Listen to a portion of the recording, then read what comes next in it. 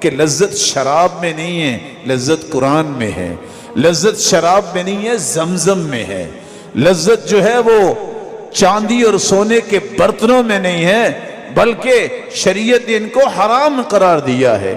لذت اس بات میں نہیں ہے کہ میں ریشمی لباس پہنوں، اللہ کے رسول نے فرمایا تھا من سرہ ان یسقیہ اللہ الخمر فی الآخرہ، جو جنت الفردوس کی شرابا طہورا پینا چاہتا ہے نا، فلیترک فی الدنیا، اس کو دنیا میں شراب کے قریب نہیں جانا چاہیے۔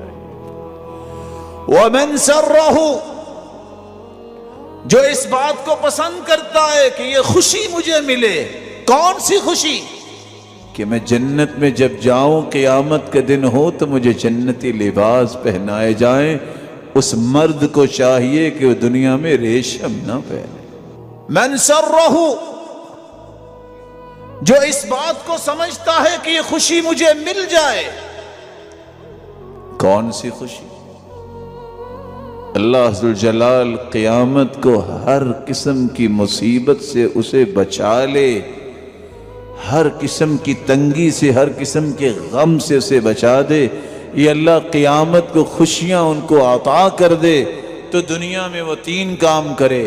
ایک خوشی ہے قیامت کے دن کوئی مصیبت نہیں اسے آئے گی، دوسری خوشی ان یظلہ فی ظلہ، اللہ اسے عرش کا سایہ دے دے، تیسری خوشی اللہ چپ کر کے اسے کسی کو دکھائے بغیر جنت میں داخل کر دیں گے اور کسی کو پریشانی نہیں ہوگی۔ اسے تین کام دنیا میں کرنے چاہیے۔ فَلْيُنَفِّسْ عَنْ مُعْسِرٍ، کوئی تنگ دست ہے اسے مہلت دے دے۔